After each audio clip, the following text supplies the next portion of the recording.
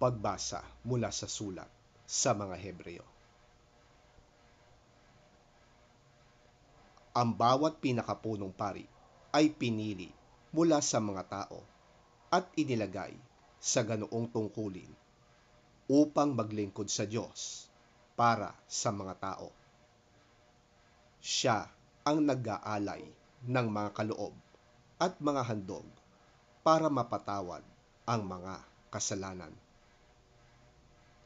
Nadarama niya ang kahinaan ng mga mangmang at ng mga naliligaw ng landas, sapagkat siya'y mahina ring tulad nila. At dahil sa kanyang kahinaan, kinakailangang siya'y mag-alay ng handog, hindi lamang para sa kasalanan ng iba, kundi para sa kanya ring mga kasalanan.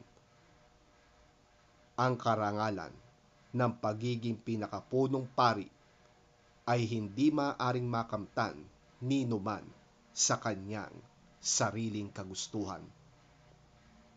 Ang Diyos ang pumipili sa kanya, tulad ng pagkapili kay Aaron. Gayon din naman, hindi itinaas ni Kristo ang kanyang sarili upang maging pinakapunong pari. Siya'y pinili ng Diyos na nagsabi sa kanya, "Ikaw ang aking anak, mula ngayon ako na ang iyong ama."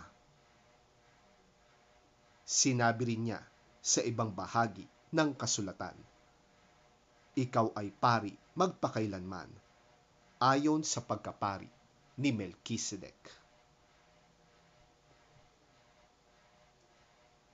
Noong si Jesus ay namumuhay pa rito sa lupa, siya'y nanalangin at lumuluhang nakiusap sa Diyos na makakapagligtas sa kanya sa kamatayan. At dinidig siya ng Diyos dahil lubusan siyang nagpakumbaba. Kahit na siya'y anak ng Diyos, natutuhan niya ang tunay na kahulugan ng pagsunod sa pamamagitan ng pagtitiis.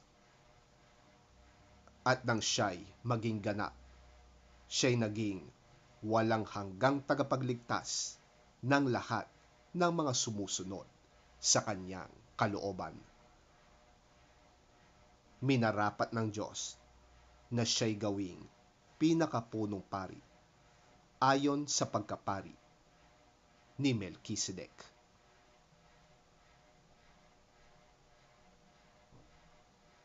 Ang salita ng Diyos.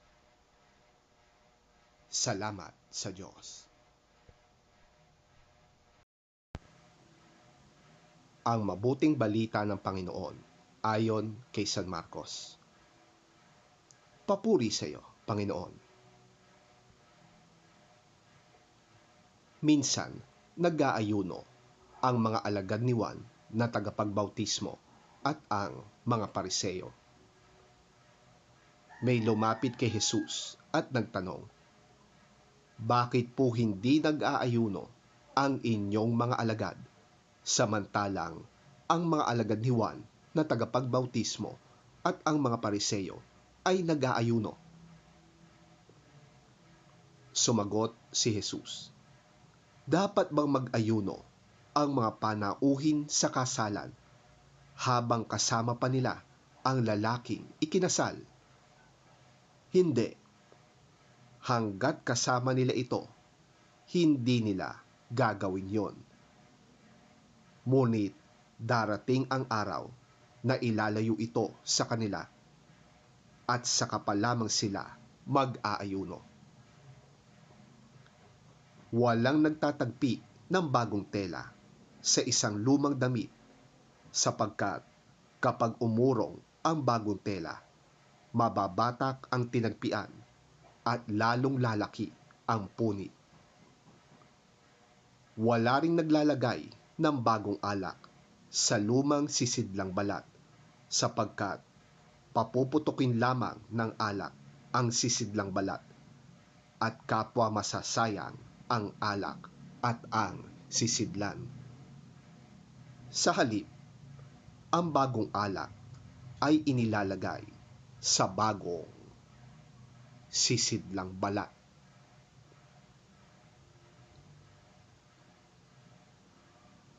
Ang mabuting balita ng ating Panginoon. Pinupuri ka namin, Panginoong Hesukristo.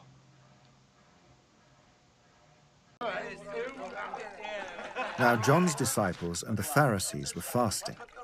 Some people came and asked Jesus, "How is it that John's disciples and the disciples of the Pharisees are fasting, but yours are not?"